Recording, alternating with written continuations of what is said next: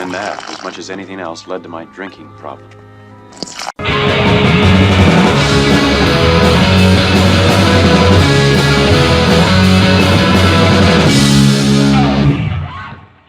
Hello, ladies and gentlemen. My name is Paul Workman, and I am the man of constant hatred. Today we're going to try a little something different. Today we're going to bring you a longer program, a program that we're going to be calling Heavy Drinking. Now, normally this is going to be set up for film series, or possibly the complete filmographies of directors. But today we're going to try it. We're just going to put it out. We're going to put it on the channel. We're going to see how you like it. All five of you watching the show. So today we're going to be discussing the film Annihilation. With me, of course, I have Manny Classic to my right, and I have Joe Tapia to my left. Bet you thought I wasn't coming back. And we're just gonna jump into this. We're gonna try a different format when we start doing the series or the filmographies, but we're just gonna jump in and we're gonna talk about the film Annihilation because I feel that this film deserves a longer format. Mm. Okay. So let's start with our initial ideas of the film. Manny, how did you enjoy the film? I thoroughly loved the film. I thought it was gorgeous and everything like that, but we'll get into that further down. I liked it. Joe? I liked it as well. I'm a fan of Alex Garland. I enjoyed Ex Machina. I think this one slightly edges it out. I wasn't in the camp of loving Ex Machina, but I certainly enjoyed it. And same can be said about this film. Now, personally, I think this film is phenomenal. I loved every second of it. I was drawn in from the beginning.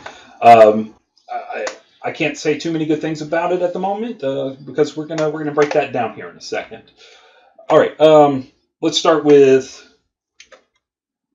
what do we love about this film?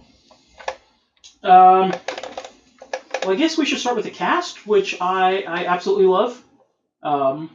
Natalie Portman puts in a great performance, theoretically from a place that she hasn't been in a while. A lot of people, I think, lost sight of her. She shows up on SNL being very funny in the digital skits and things like that, but really great leading this film. So, all right, Joe. So, I really like Jennifer Jason Leigh. She has a very nuanced character as the psychologist. Very interesting performance, and she's a good foil to Natalie Portman, in my opinion, who's also stellar in this movie. Yeah, I love Natalie Portman in this film. I think this is definitely Natalie Portman's best performance since Black Swan. I know it's an easy thing to say because she won an Oscar for it, but it really is her best performance. She lays everything on the screen, and I think she does a lot of that in this film. She is fantastic in this movie. Jennifer Jason Leigh is also just wonderful. I like seeing her career resurgence. Quentin Tarantino's really good at bringing people's career back from the dead. He did it with John Travolta. He did it with Jennifer Jason Leigh in Hateful Eight. She was phenomenal in that film. She's phenomenal in this film. She has so much depth to her character. She does everything she can to lay everything on screen. Her and Natalie Portman are great.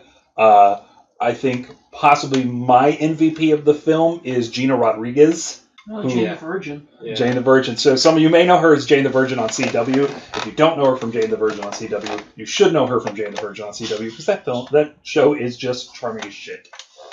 But she is excellent in this film. She is a badass in this film. Yeah, and it's real funny because she's on Jane the Virgin. She's a real meek character. She asserts herself when she needs to, but she's not like a driving force because the show doesn't need her to be.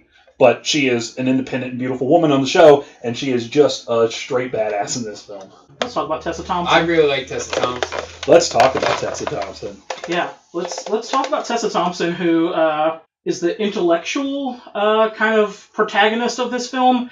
Just brilliantly smart and a nuanced performance that allows her to play this brilliant yet meek character within this world that requires this sturdiness that she happens to show just through her actions while still being brilliant and not underutilized or pushed out by the other strong performances. And, I really liked her in this.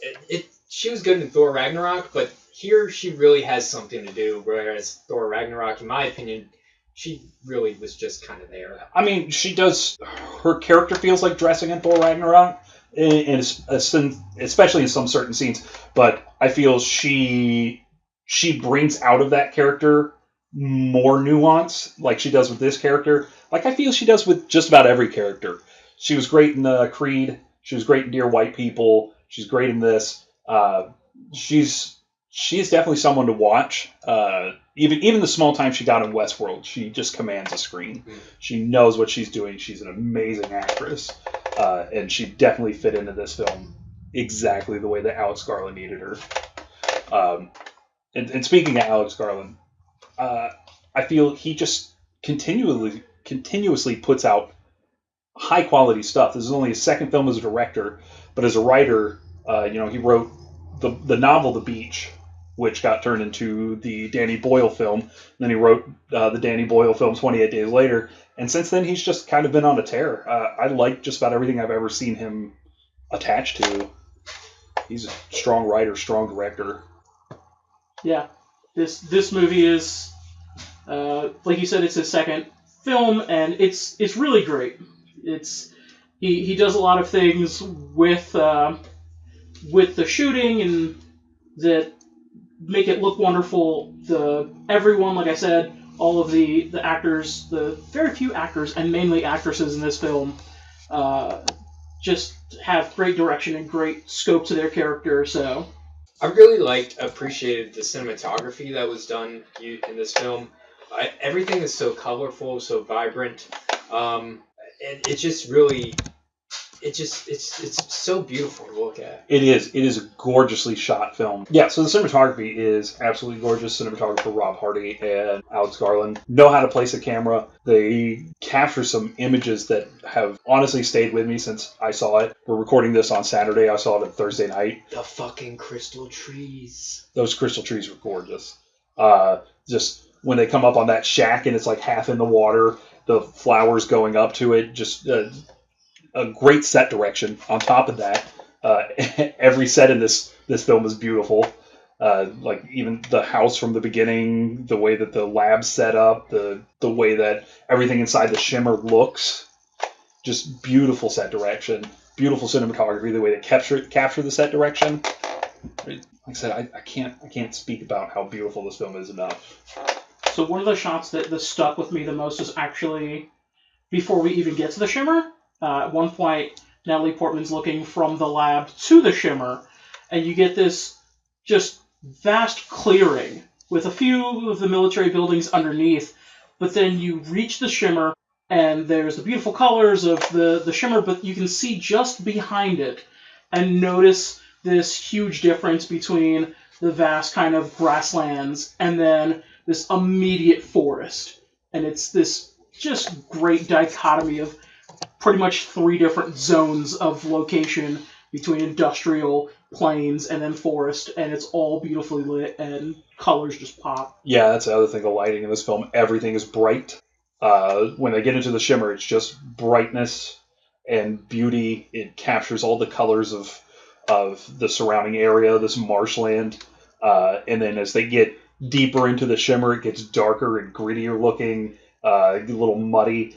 There's always like this soft focus kind of around the camera so that it's real hazy looking. So it keeps you in this almost dreamlike state. Yeah, I was just about to say there is kind of a soft haziness, and it works pretty well throughout the film. There was only a couple of times where I said, no, I'm not sure it's working here, but most of the time it does exactly what it's intended to do. It's supposed to make it seem like it's like you said, like a dream. Yeah, and it lets you know that this is a fantasy world, but at the same time, it also kind of juxtaposes the danger element. So you're in this beautiful element, and suddenly these monstrous creatures are coming out at you, and it feels like that shouldn't be happening, but it is. And then I love the music. The music is beautiful. It's kind of folksy throughout the beginning, but as you get deeper into the shimmer, it gets a little more ominous. It's a little darker until the sound design at the very end, like the last 20 minutes of the movie, is just jarring. Yeah, if you've seen the trailer, like that bass, I mean, it it's very effective in like putting you on edge and like, holy shit, this is weird and uncomfortable, and I like it. It's the whom whom. It's great. Yeah. Even the folk music choices are none of it's really upbeat folk music. It's all very melancholy. Yeah. Most of the movie is told through pretty much what is a series of flashbacks. So you don't know whether the folk music that's going on is kind of what's actually happening or necessarily through her kind of thinking about it, and that's why the music's melancholy now. It's great music that leaves you with just as many questions as the film does. Yes. Speaking of which, let's talk about the plot of this film.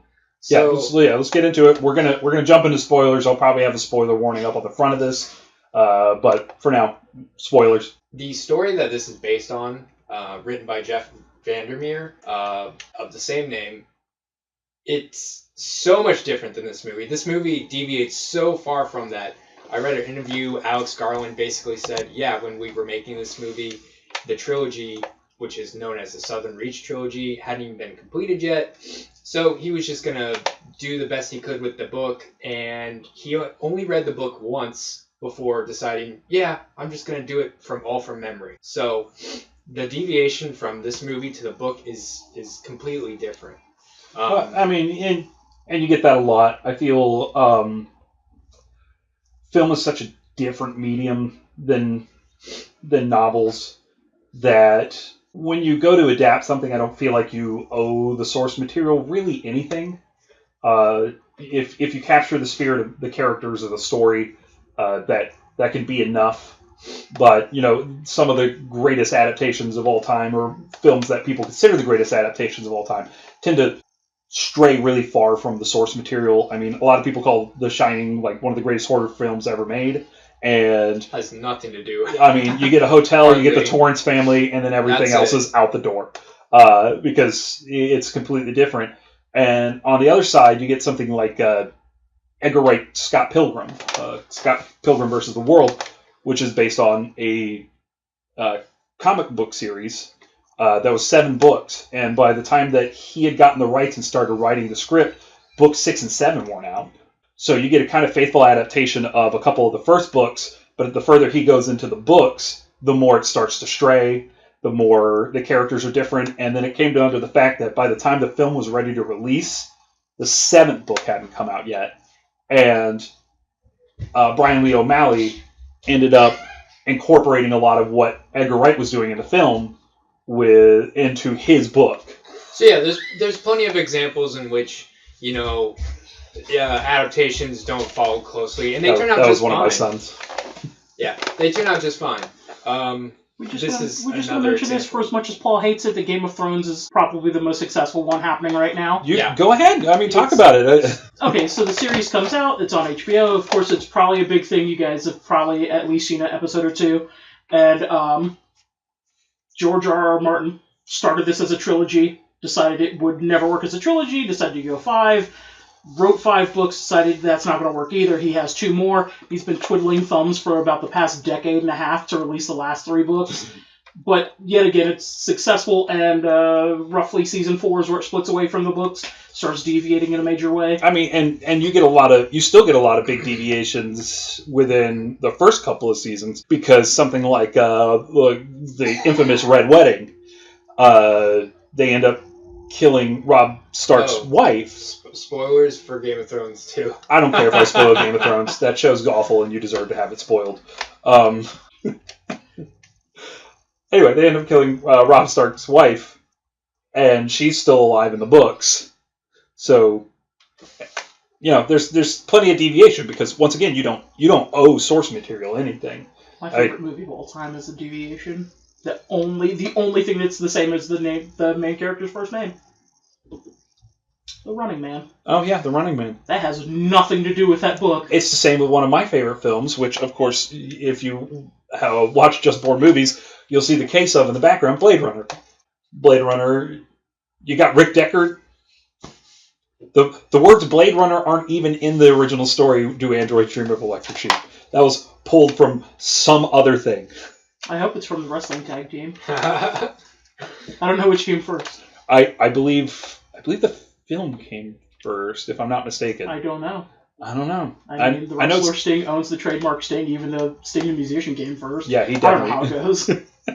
Anyway, so to bring us back to Annihilation, there's plenty of examples which, source material and the adaptation do not match up, and it works beautifully. People love the shit out of it. Is this a good example? Because I'm not sure a lot of people saw this movie or are going to see this movie, but they probably will love the shit out of it, or you'll hate it. I feel there's not going to be a lot of middle ground on this film. Those are the two options. I feel this film is going to end up in one of two camps. You're a film nerd, you're going to love this film, or you're a casual viewer, and you are going to hate the living shit out of this film, because the last 15, 20 minutes are just Subjective. Existential. Just a head trip. It sends things in such an interesting direction. But the thing I like about it is it doesn't really spell out exactly what the allegory is, but there's obvious allegory.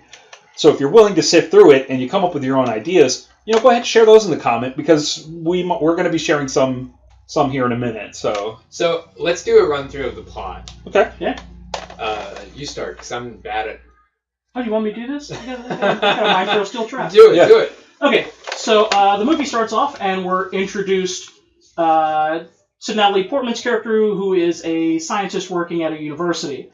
It's at this point that she's asked if she would like to come to a barbecue, which she declines, and plot point is spoiled that her husband's been missing for 1 year. That coming to this barbecue is not besmirching his identity. So she's like, I gotta go home and go paint, which sounds like a lazy excuse that women throw around. So you find out she's actually painting. Her husband then shows up, who's played by the brilliant Oscar Isaacs. Yes, we didn't go into enough Oscar Isaacs here, because that man is the best. He does hardly anything in this movie, and his character is very, very important, and he's still a presence on the screen. He's still there. Just amazing. So he shows up, they talk. She tries to get information out of him as to why he's been gone for a year, to which he tells her he has no idea. The big crux of the film then comes when he starts drinking water and starts bleeding into this water. She calls the ambulance. They go. They get accosted by something, some type of vehicles. They show up. Next thing she knows, she is woken up and she is in a military lab. You're introduced to what is going on in terms of the shimmer and everything like that. Find out that her husband was in there and is the only person to have gotten out within this 3 years that we've been covertly sending people into the shimmer. Now let me back up just a second and say that if you haven't seen the film and you're watching this, go see the film. But the very beginning of the film is something falling out of the sky and hitting a lighthouse. Yeah. So the shimmer just doesn't come out of nowhere like a quarter of the way through the film. It's introduced to us first, and then we're smash jump to Natalie Portman. You don't know the amount of time until Jennifer Jason Leigh tells you that it's been 3 years. But go on. It's like a cold open. Yeah. Something full. Something. So at this point, she's talking about the shimmer and things like that. You find out another team is going in, who are all the actresses we mentioned earlier. She decides she's going to go in, and you go into the shimmer after some talking about the team and what all they do. You go into the shimmer, and the second you get into the shimmer is when you realize something's unusual about the shimmer. Because they get in, you kind of jump to them waking up, and you find out that it's either been 3 or 4 days, and none of them remember that. Yeah, just based on their ration count and how much they're missing. And then they're like, oh, well, our radios don't work. It's like, oh, yeah, no shit. Yeah, Jennifer Jason Leigh's character's like, yeah, what did you expect? We haven't had radio communication for 3 years. 3 whole years. So they go exploring in, with Jennifer Jason Leigh's character insisting that they have to make it to the lighthouse. Which is like the epicenter of where the shimmer is. Yeah, again, where we see the thing fall out of the sky and hit this lighthouse. Yeah. So we go further and further into what I will now refer to as the Desolation Zone. Okay. Because Area X. Yeah. So we keep going further and further in, and things become more and more unusual. It's actually pointed out that... Okay, so we find out biology's folding in on itself, apparently around Area X. It's at this point that we start meeting some of the unusual animals that have started being created by this phenomenon. This alligator with sharp teeth. Then we keep pressing further and further in. We reach the outskirts of what appears to be a former military base. You find out that in this military base, the last team, which was comprised of Oscar Isaacs and his men, made it to this point. They start doing shifts, and you meet this bear something? Yeah, some weird, type of weird creature. Bear hybrid that's skull is exposed. Yeah, it's and it's creepy and weird looking. Oh, but it's and it kills the third white girl because there's just too many white in this movie. Honestly, all the deaths I kind of predicted in order. I said she's gonna die first. She's gonna die second. Yeah, but I mean, predictability's not always the worst thing. Yeah, it's just a matter of what you do with it. Anyway, so the one white girl, she dies. So then we have an internal debate through the team as to whether they're turned back. Jennifer Jason Leigh's character keeps insisting we have to go to the White House. Or the Lighthouse. White women house. So we have to go to the Lighthouse. She keeps insisting that. Natalie Portman character's like, yeah, we should definitely go, because the easiest way to get out is to go further in. And they're all like, that sounds dumb, but we trust you. Yeah, she's like, it's going to take us like 2 days to get there. It took us 6 days to get where we are. So either 6 days back or 2 days forward. Speaking of trust, up until this point, she does not share the fact with the rest of the team that she is Oscar Isaac's wife. Yes, the only person who knows this is Jennifer Jason Leigh, and she's keeping it under her hat. And then they find a video in which Oscar Isaacs and his team cut open one of their team members, and his insides are alive. Yeah. And Jennifer Jason Leigh... They're swirling. Yes. And Jennifer Jason Leigh turns to her and says, at first I didn't really agree with the fact that you didn't want to share it, but then I saw that video, and now I 100% am on your side about that. Actually, shortly after seeing that video, you then find the guy whose insides were swirling around.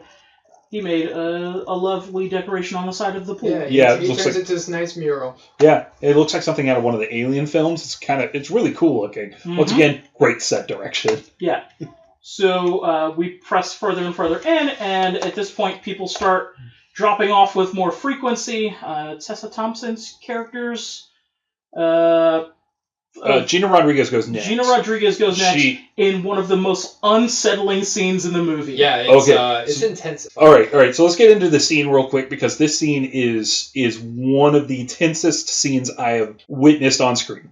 She basically is like, she finds out that Natalie Portman's been lying to everybody about having no relation with the previous team, and she ties everyone to a fucking chair. Oh, they're in a house. Yeah. Yeah. They're in just a random house that they find. So they come across a small, I believe they called it a village, that's inside the Shimmer, that's not too far from where they had set up their secondary base where they find the video and everything. They move on from there because of the bear attack. So they go on to this village that's not too far from there. Which apparently... Right after it happened, the touchdown of the whatever this is that caused the Shimmer, it was one of the first places that was military extracted all of the residents out. Yes. Which you find out was about 2 years ago is when the extraction happened. So the Shimmer's just been slowly creeping. So they end up in a house in this little village that's right outside this marshland. And go on. Sorry. Yeah. So Gina Rodriguez, she basically finds out that Natalie Portman's been fucking lying to everybody about having no association with Oscar Isaac and the previous installment of people who went into the Shimmer.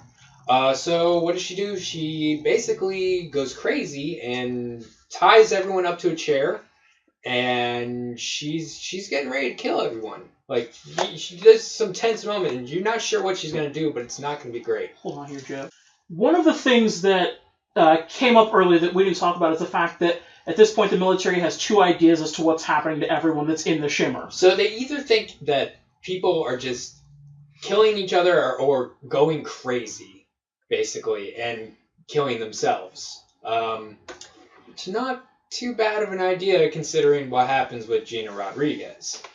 Yeah, she makes it a point during this scene to mention, she's like, well, either something's killing us or we're going crazy, we're going to kill each other, as she's pretty much waving a gun at all of them. Yes. Yeah. So then they hear the sounds of what sound like their dead comrade. Screaming. Whom at this point, Natalie Portman went into the woods by herself to find her dead body. We, as the audience, see Natalie Portman do this. Her three living teammates do not. So she comes back and essentially says, yeah, I found the body, and they all trust her. So then, when they find out that she is Oscar Isaac's husband, it puts that into doubt as well. Wife. She's Oscar Isaac's wife. Thank you, because I meant to say Oscar Isaac is her husband, and I omit things because my brain does this. Anyway, so they just don't trust.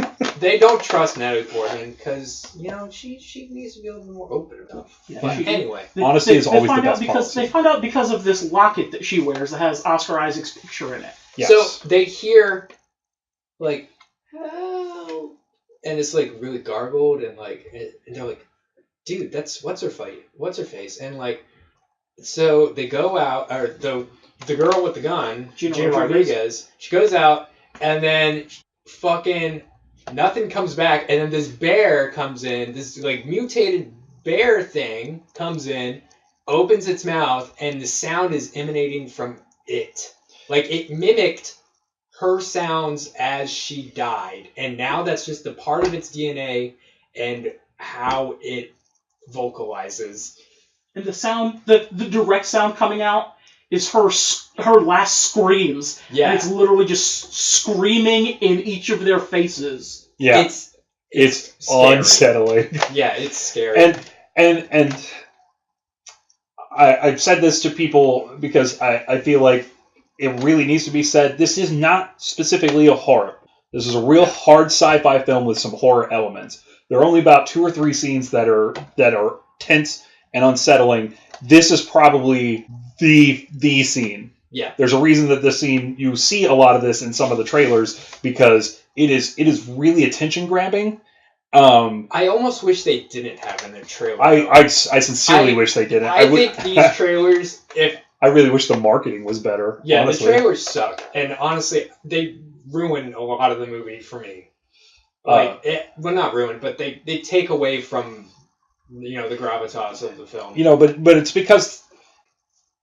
So I get it. You're a marketing company, and your job is to get people to want to see your movie, or see the movie. All 3 of us saw it, or at least see the movie that you're being paid to promote. So you have to grab the parts that you think are going to be the most interesting to people that are going to want to draw them in. This is definitely that scene. This scene is so good. We went with my friend Steve, and I heard him the moment that the scene finished exhale, like just verbally exhale, not just kind of like a breath, but like. I said, "Oh, dude, you forget to breathe," because it's that good. This scene is that good, but it's also one of those scenes that could have been a lot more shocking had you not seen a single frame of it. So. There's still a good thing you're sitting next to Steve. There's still got claw marks on my arm from Autumn digging in. Autumn is Manny's wife. She also went with us. Yeah. I should also say that I didn't get to see it with Paul and Manny. I saw it with Lawrence, but yeah. That guy. Anyway, so it was still like, even the whole theater was like dead quiet tense. So they're still strapped to these chairs, and like imagine like 3 of them in a row and spaces in between them. The bear comes right up to Natalie Portman's character, gets right in her ear, and like opens its mouth, and you can hear the sound of their friend that's dead. And Gina Rodriguez comes bolting back into the room and starts shooting the bear. And the bear turns, whips around, knocks everyone off their chair, and they're trying to break free, what have you. Rips Gina Rodriguez's jaw right off her face. Man, it's such a visual. It's one of those things like you're expecting some violence from this film. You're expecting it, and still that shot manages to shock you right out of your skin. And you know what the icing on the cake for me was that when you see that jaw rip off, that's not red blood, it's purple blood. Mm-hmm. And it's like all the colors in the movie are like present at all times, even in this scene. Yeah, it's jarring. I mean, like her trying to escape it and get up the stairs, and it's clawing her back down. It's fucking intense. It's intense, just like camping. Afterwards, you get this great irony because Gina Rodriguez is like, "Hey, did any of us ever see this thing that killed her anyway? Because maybe you just made the entire thing up." Yeah. And then she just gets murder-faced by it. Yeah, just decimated. But to juxtapose that scene, the next scene with Tessa Thompson and Natalie Portman is beautiful and calm and totally just breathtaking. Do you want to talk about that scene? Yeah. So after the big firefight, we go outside, and Morning. Yeah, the next morning. Yeah. We don't know if it's the next morning. Well, it was dark outside, but time doesn't work. So we don't know how much time is actually. Morning. You learn kind of early on in the film that the way. I mean, one of the first scenes is Natalie Portman sitting with Benedict Wong, who's also excellent in this film with the little screen time he gets. And Benedict Wong is kind of interrogating her or debriefing her, however you want to look at it, on her time in the Shimmer. And he says, you guys have been gone for like 2-3 months, something like that. And she's like, how long do you think you were in there? And just days, weeks maybe? Yeah. And then when she asks Oscar Isaac how long he thought he was gone, he says like a couple months, even though he's been gone a year. So for us, the audience, it looks like it's the next day, but who the fuck knows? Who knows? Because even when they're during the Benedict Wong interrogation scenes, he's like, "What'd you eat?" And she's like, "I don't remember eating." So there's something that the Shimmer is doing biologically that is not forcing them to have normal biological functions like eating or drinking or things like that. Specifically, he says you guys had enough rations for like a couple of 2 weeks, something like that, and she's been gone for like 3 months. So they wake up the next morning. And everything is really calm and serene. Light is shining, the flowers are blooming everywhere, and Tessa Thompson starts feeling, I guess, this calling to her, where she's not entirely sure if she wants to keep going on, and the flowers and everything's so serene here. And if you start looking at her body, these flowers are now sprouting on her arms. Now, okay, again, I want to bring this back, because there is a scene where, so White Chick That Dies First, she and Natalie Portman are in a canoe together, or some kind of boat, while they've just been attacked by the alligator, and they're going off. Did we even talk about the alligator attack? Because I just said it like we talked about. Yeah, we did. Talked about it. Yeah. All right. So this alligator attack happens, and the next scene, they're all five in boats, 2 boats, going down. They're pontoons. This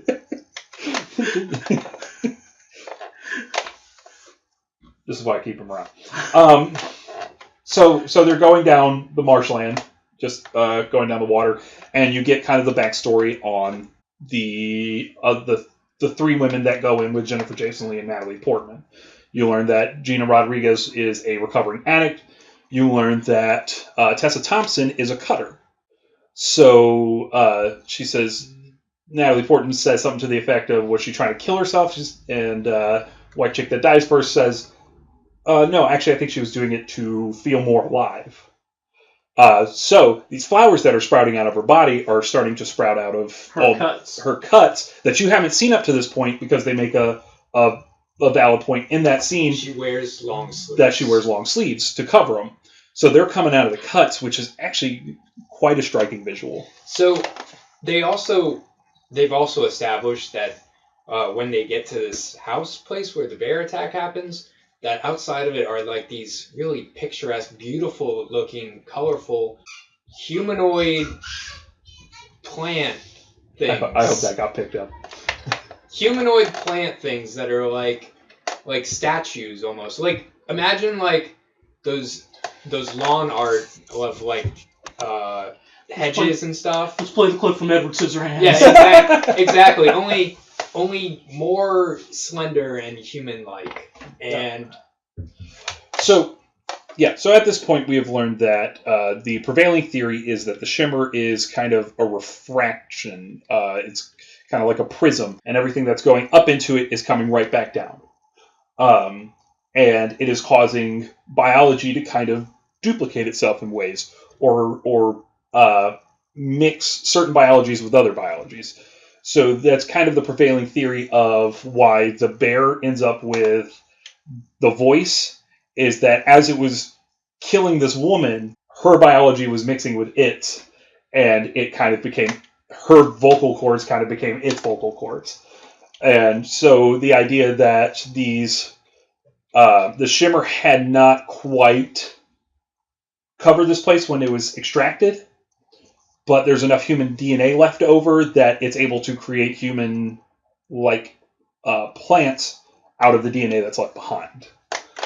yeah. So it, once again, just a lot of things going on in this film.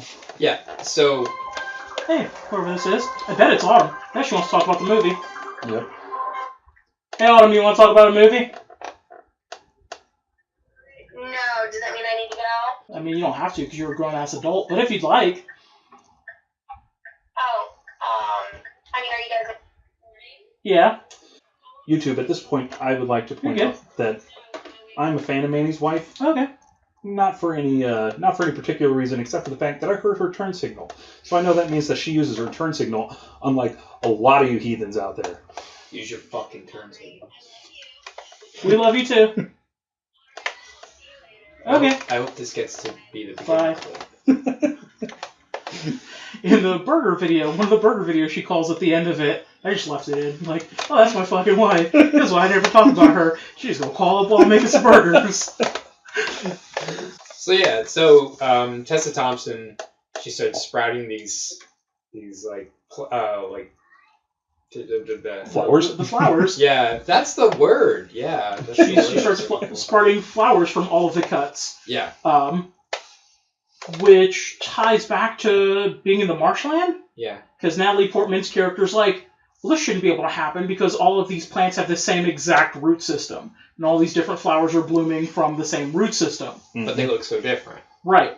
So Tessa Thompson starts walking away, and Natalie Portman starts following her. So we hit this, I don't want to say grove, because it's mainly just a line of like two trees. And by the time she gets around it, Tessa Thompson is gone.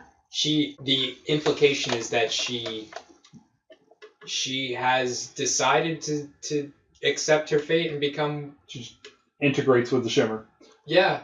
Now, at this point, I would like to back up to after the bear attack. Jennifer Jason Leigh is so moved to find answers that she takes off on her own before what we are considering the next day. Yes. So she has completely left. That's why we're not talking about her in this scene, because it's just Portman and it's just Tessa Thompson. Yeah. And they're together having this kind of beautiful moment while flowers are sprouting out of Tessa Thompson. That's right. Yeah. Basically, she accepts that, the shimmer is... It's so calm. It's very calming. Yeah. You know what's direct correlation to it? The 1993 TV ending to the show David the Gnome on Nick Jr., which is about some gnomes that, at the end of their lifespan, and this, I want you to know, this is a children's show. On Nick Jr., not even on regular Nick Jr. So it's about these gnomes that live in this forest, and they're friends with this fox and everything like that. And the last episode of the show is gnomes only live to be a certain age. So David the Gnome and his wife and one of their friends go to the top of this mountain where apparently all the gnomes go when it's time for them to die. And the very last scene is them dying and turning into an apple tree. That's basically what Tessa Thompson does. That's exactly what happens. Yeah. Well, we can't say that's exactly what happens. Yeah, because That's we fair. don't see Okay, it all right. happen. So that is assumed what happens. It's assumed what happens. We don't know that's directly what happens because I think Tessa Thompson would choose to be a different type of tree but apple. I think a lot of what happens in this movie is an assumption, or left up to the audience to figure out. Which is what I like so much about it, because you can just kind of draw your own conclusions on so much. Yeah. So Natalie Portman ventures on. She's like, "Fuck, I gotta go to the lighthouse because I gotta find Jason Leigh's character." And then the best part of the movie happens: the fucking crystal trees. Those trees are gorgeous. They're really gorgeous because at this point we've made it to the outskirts of the lighthouse. These crystal trees reside on what is essentially a nice sand beach. Yeah. And honestly, when she gets there, if our assumption of time is correct, it's either sunset or sunrise because the sun is coming up or going down, unless we're just tripping around with the colors and stuff like that again. Now, this brings me to an interesting theory. Are these supposed to be crystal trees or glass trees? Because it's on a sandy beach. So was this like lightning striking sand until the sand turned to glass kind of stuff? I don't know, but they're fucking beautiful either way. They are gorgeous. For all we know, those trees could be made of salt from the salt water coming in, crystallizing around what would have been outside of a normal tree till it absorbs the root system that's within it. Also, see, this is how open this film is, that we can theorize on just the composition of a tree. Just a composition of a tree that's done with CGI.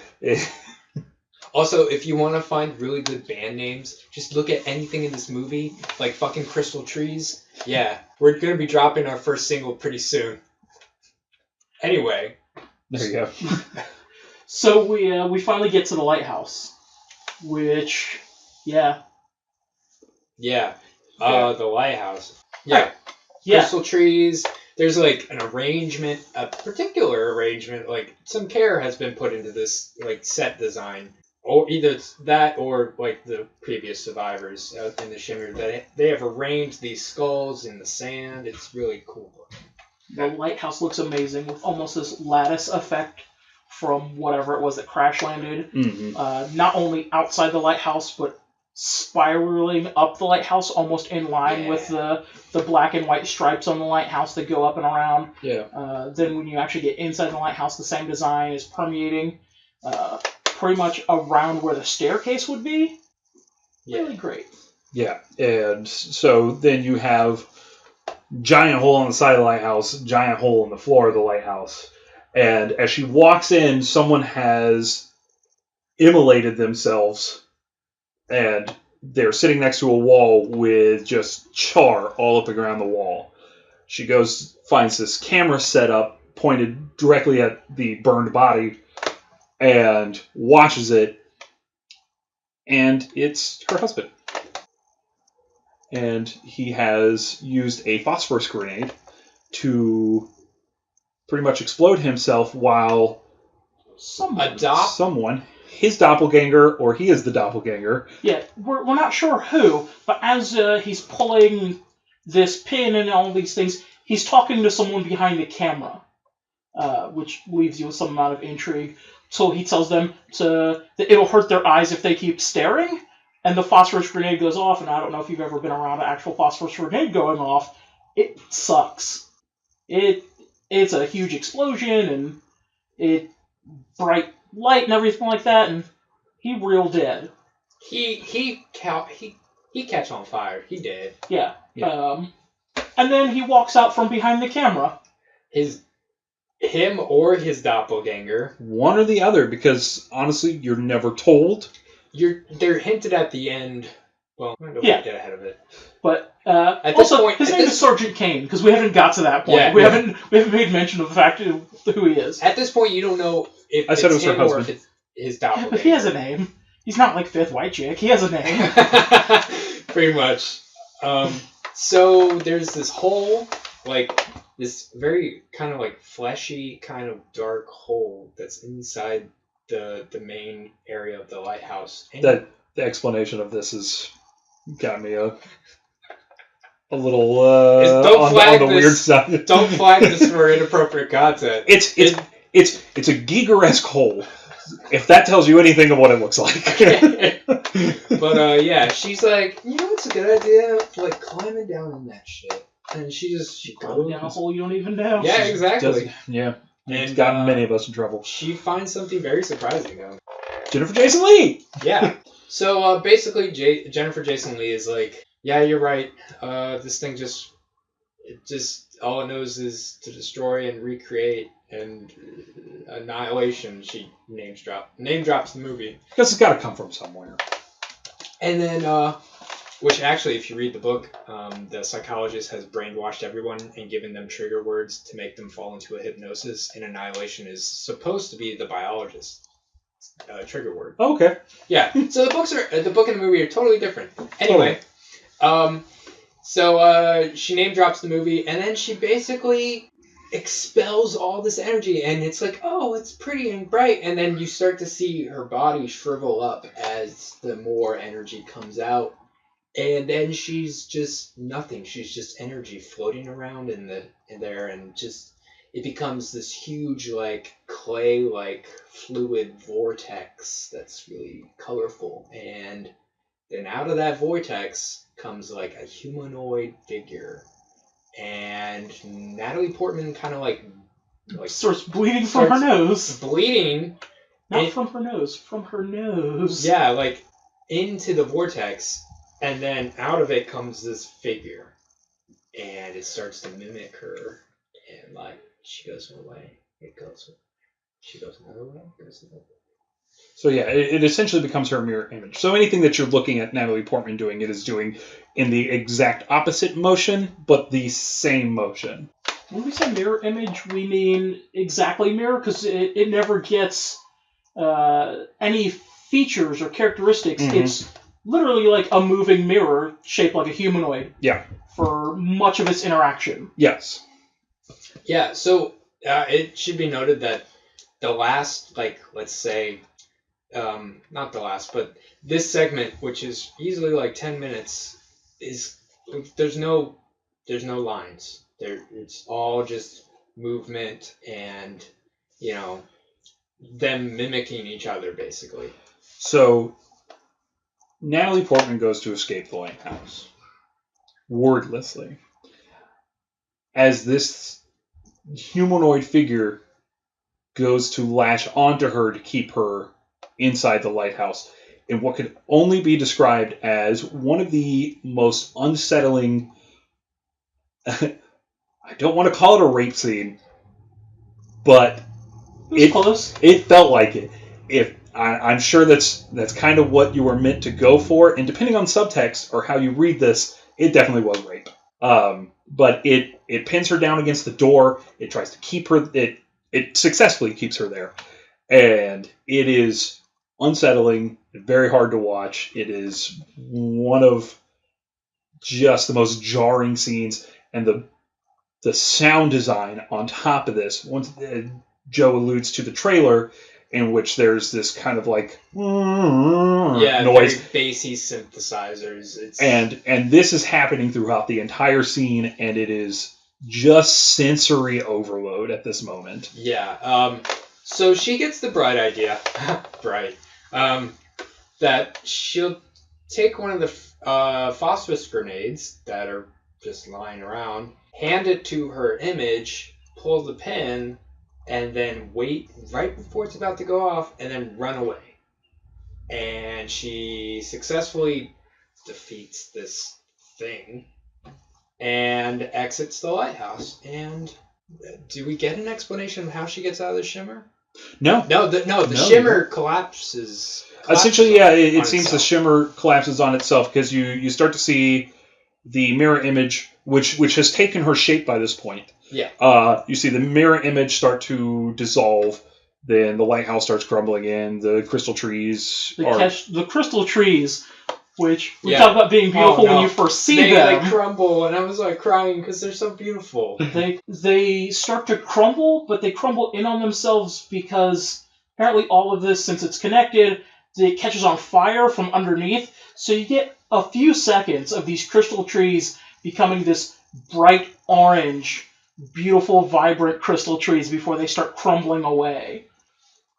Yeah, so it basically starts destroying. This chain reaction has made the shimmer basically collapse on itself. And then we cut to the Benedict Wong and Natalie Portman interview that they're conducting post all of this. which you've seen probably about 4 or 5 times at this point. the movie's kind of broken down like chapters based on where they are. So you get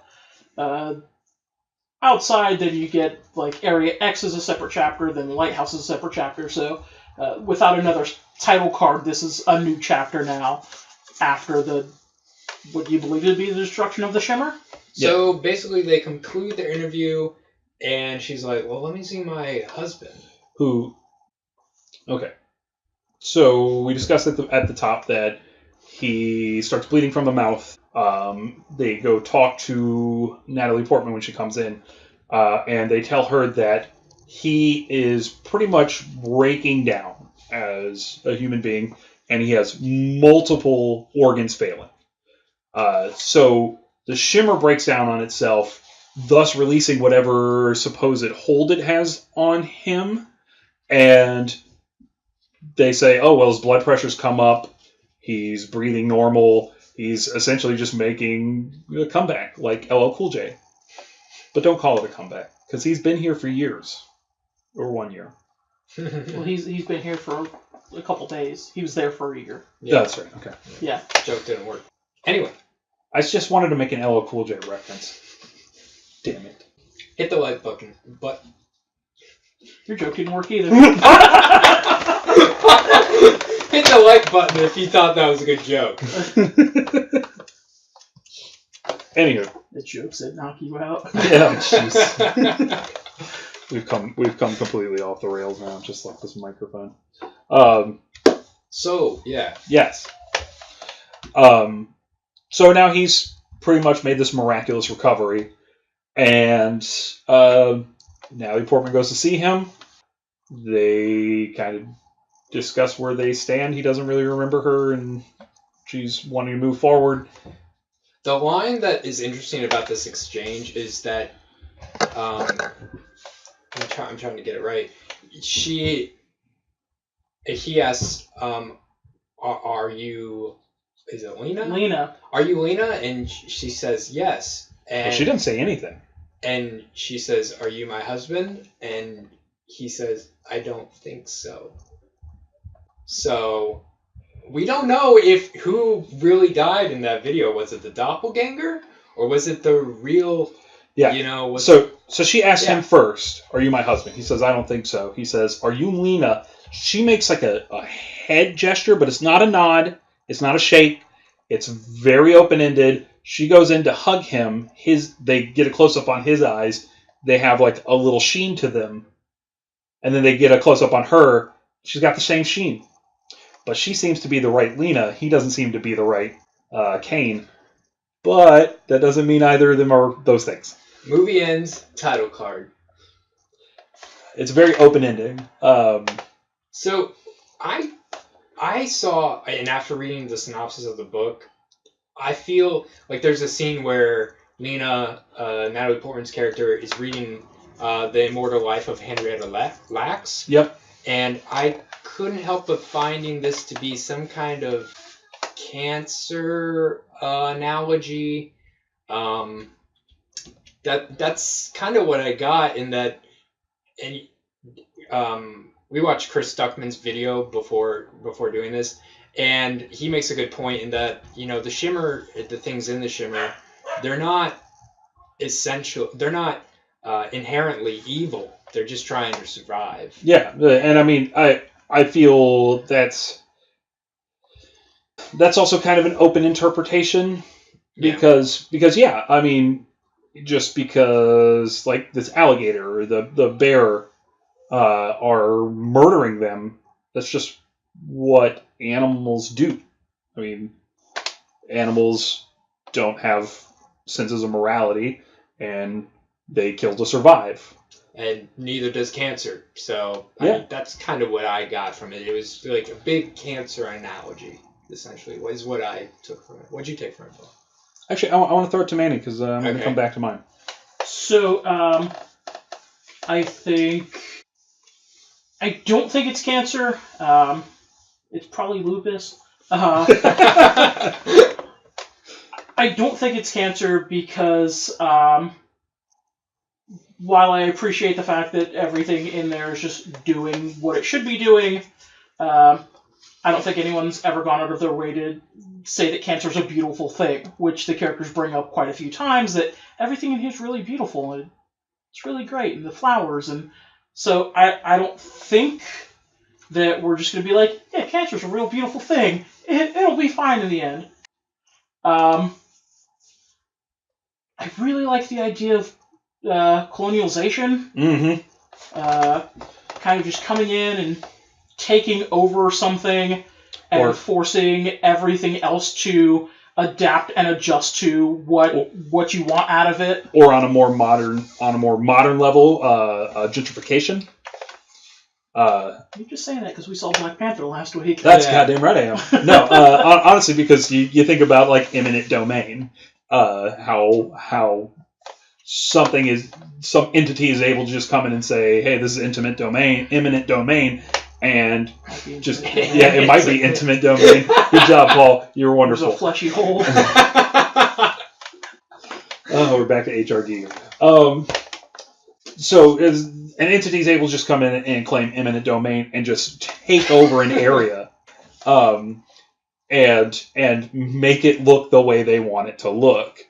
And this happens in a lot of lower class areas where something just crashes into the area. Suddenly you got a Whole Foods, and it spreads. Apparently are white folk. Very, very white folk. Corporate white folk. So it spreads. Don't say that wearing a Star Wars shirt right now. That's goddamn right I am. Qui-Gon Jinn. But I mean, come on. This is made by an Irish filmmaker. So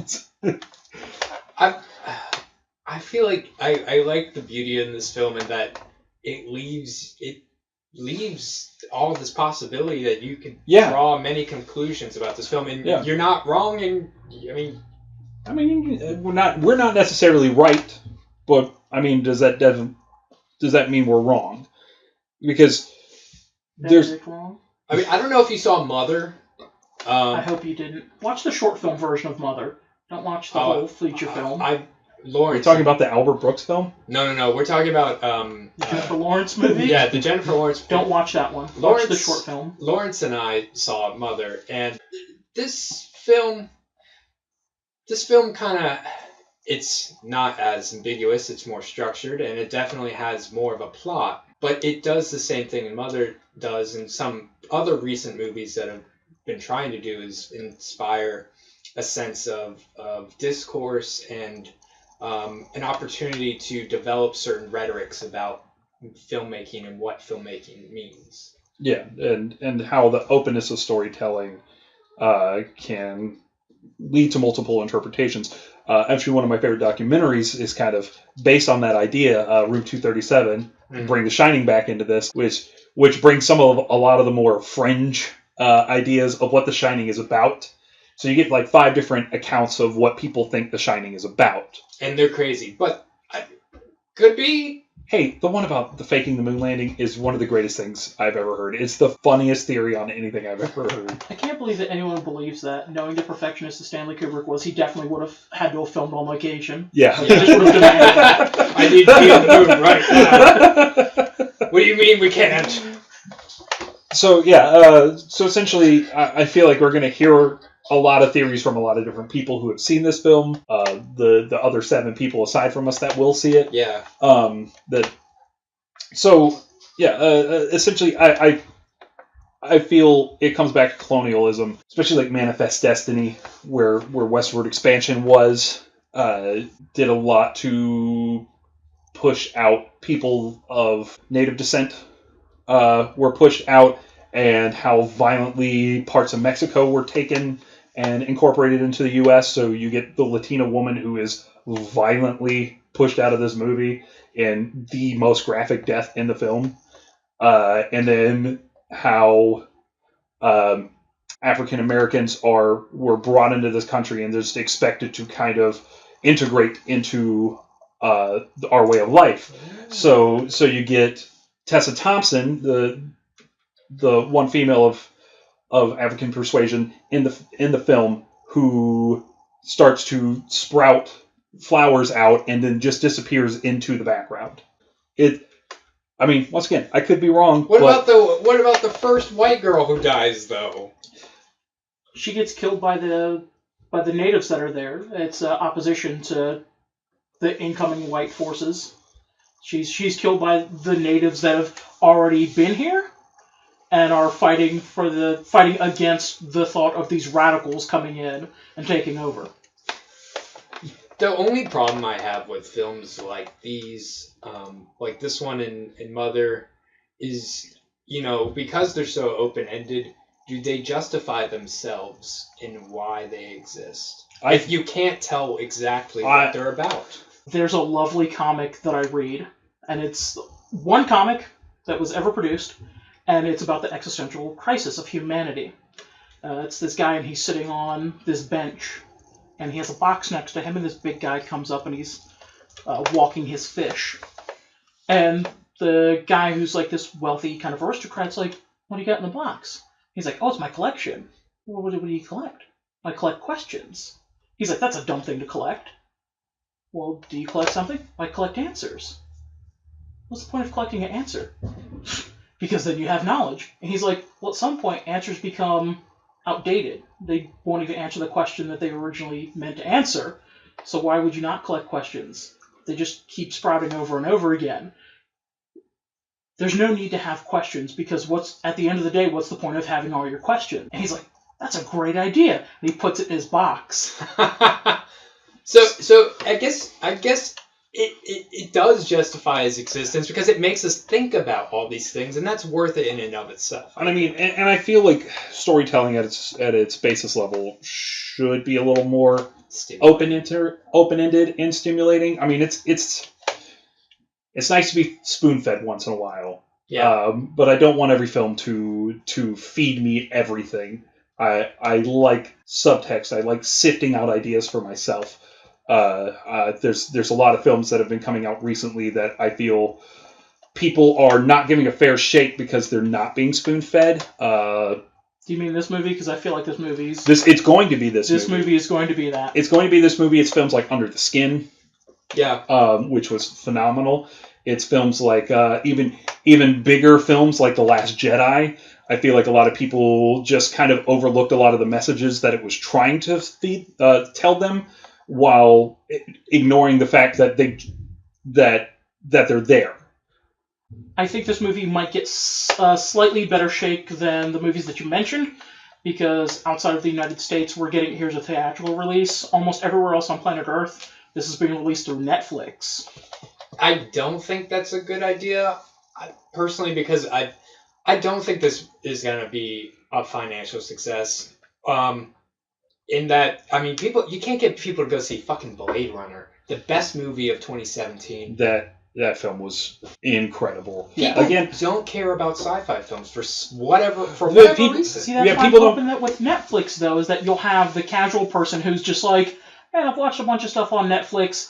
Maybe they'll get it as a recommendation, and they'll at least start watching it. They say, hey, there's Natalie Portman. I like her, so let's watch that. Oh, there's Tessa Thompson. She was in Thor. There's a lot of movies I watch on Netflix that I'm just like, I have no interest in watching it, but I want to watch it because I'm paying for it anyway, as opposed to being like, man, I'm not going out of my way to go spend $15 at a movie theater to go watch this. And the fact that we've gotten it first and it's been poured over by critics already, and it's gotten a real high critic score, could generate interest where people would say something like, oh, if that was at a theater, I wouldn't go see it because it doesn't interest me to pay for it, but hey, I'm getting it for free. Why not? And it's like you said earlier on, when Lawrence and I saw it, there was...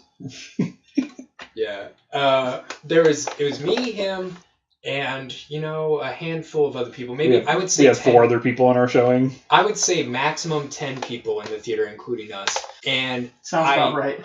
I heard people, as they were leaving, say, well, that was interesting. This is not... Snoring.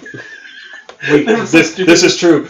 There was an older couple sitting the row in front of us, and I assume the husband fell asleep. Maybe about 15 minutes into the film. To be fair...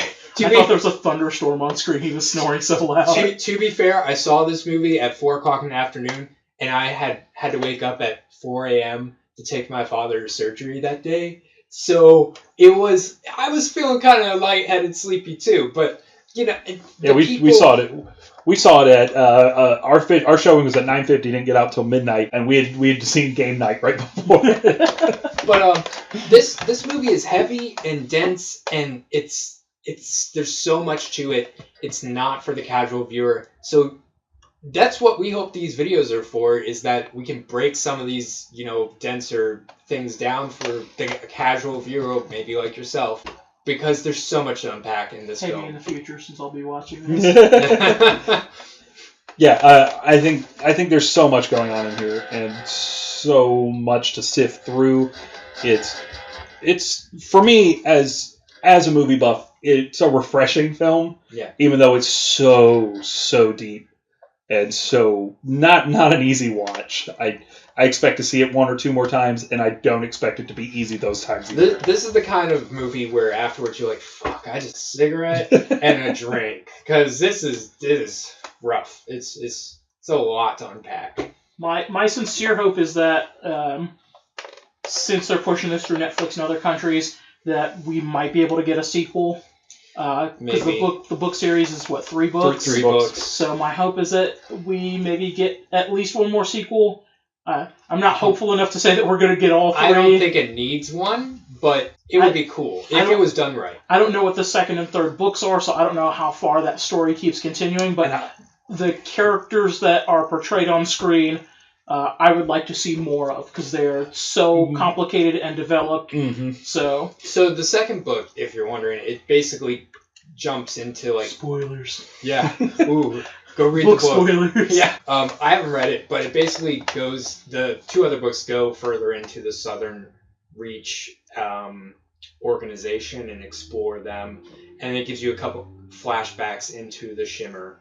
Basically, that's basically it, and it gives you a couple little answers. Yeah, so I would love to see the sequels to this film. I don't know if I would want to see sequels to this film if they weren't done by Alex Garland. Yeah. Unless he legitimately goes and handpicks the people who are going to be his successors. The way that I'm kind of excited about Pacific Rim 2, because Guillermo del Toro personally picked Stephen S. DeKnight to do it. And Stephen S. DeKnight is a great showrunner, so I'd like to see what he does as a director. So if Alex Garland's going to extend his reach and say, this is the guy I want to write and direct the next one, this is the guy I want to write and direct the third one, I would love to see that. But if it's just the studio going, hey, we got enough views off of Netflix, let's just go ahead and push through the next film right now, and Paul W.S. Anderson can direct it. This. But it deviates so much from the first book. The ending is so nice and wrapped up. I would be okay with this just being a one done times classic. As would I. And if they do a sequel, I kind of don't want answers.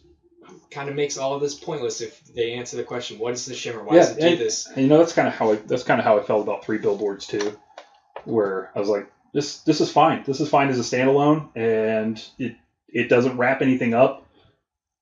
Let's not have answers to this film. Yeah. So, anything else you guys want to say? If we're going to talk more about 3 Billboards, so what's that? Sam Rockwell. Yeah. We're picking on Joe right now because he doesn't want Sam Rockwell to win an Academy Award. I do, and I love his performance. I like his character arc in that movie. I just think there's so many other performances this year that were so damn good. Sam Rockwell legitimately should have won one for Confessions of a Dangerous Mind. Sam Rockwell should have won one for Teenage Mutant Ninja Turtles. That's correct. So this is the retroactive award, basically. That's right. If you had to deal with Raphael as a fucking character for movies. Fuck you, Raphael. Yeah. You're the worst of the turtles. Everybody agrees. Everybody. Anyway, like, share, comment, subscribe. Do that thing you do, YouTube. Since we're not doing an official review on this, let's go ahead and rate this. Ooh. That's hard. It's gonna have to be damn near perfect for me. There's only a couple things I really didn't like about it, and I'm just a nitpicky son of a bitch, so I gotta, I thoroughly enjoyed my experience. Yeah, I think like we said, the acting's great, the visuals are great, the music's great, cinematography, everything up down the line is just a real masterpiece. I'm going to say damn near perfect as well. There's a man who writes for a wrestling magazine named Dave Meltzer. Are you watching this, Dave? Shout out Uncle Dave. What up? Dave. Dave Meltzer is probably the leading voice in wrestling reviews, and he has a 5-star system. Now, if I were Dave Meltzer, I'd do what he did with the New Japan Wrestling Championship match from Wrestle Kingdom 11 last year. That's Kenny Omega versus Kazuchika Okada. That is correct. On his 5-star system, he gave that match 6 stars. Now, I'm not crazy like Dave. Love you, Dave. I wish I could go higher, but the highest that I'm allowing myself to go is damn near perfect. And this film is damn near perfect. So you heard it here, folks. 3 guys that you don't know and you don't care about our opinions have called this film damn near perfect. Do what you will with that. And I wasn't, to be honest, I wasn't leaning damn near perfect. I was leaning right a step. What do we have? Damn great. Damn great. But just talking about it just made me really, really like it even more. Yeah, that happened to me with a review. It was the Paradox review, but I went the other way, and I was leaning at damn average, and I went pretty damn bad. Hey, phone. Yeah, there's his wife again. I bet. Anyway, check out the other shows on the channel. Oh, that's Autumn. Autumn also says damn near perfect. Oh, does she now? Oh, okay. yeah. There you go. Wow, I don't even know how she knew that we were at that point in the video man, right now. she is scary thing. She's probably in the shimmer right now. Wow. That's weird, because it got blown up at the end. Yeah. She's in a fleshy lighthouse hole. That fleshy hole. I don't know how much this is staying in, but I'm going to enjoy editing this. That's going to be the cold open. All of us are saying fleshy hole. Let's all say fleshy hole at the same time. 1, 2, 3. Fleshy hole. You'll know when you see the rest of the video. So, what are the things I said? So how did you enjoy Annihilation? Did you love it? Did you like it? Did you hate it because you're a terrible person? Let us know in the comments below. Don't forget to like, share, and subscribe. Check out our other videos on the channel. Drinking Age Movies, where Manny Classic and myself watched movies from 21 years ago. Damn Fine Meats, where Manny Classic makes damn fine meats based off of those movies. Just Born Movies, where Joe has on people discuss films that are straight out of the Hollywood fleshy hole. And as always, have a damn fine day. Have yourself some damn fine meats. Joe's catchphrase.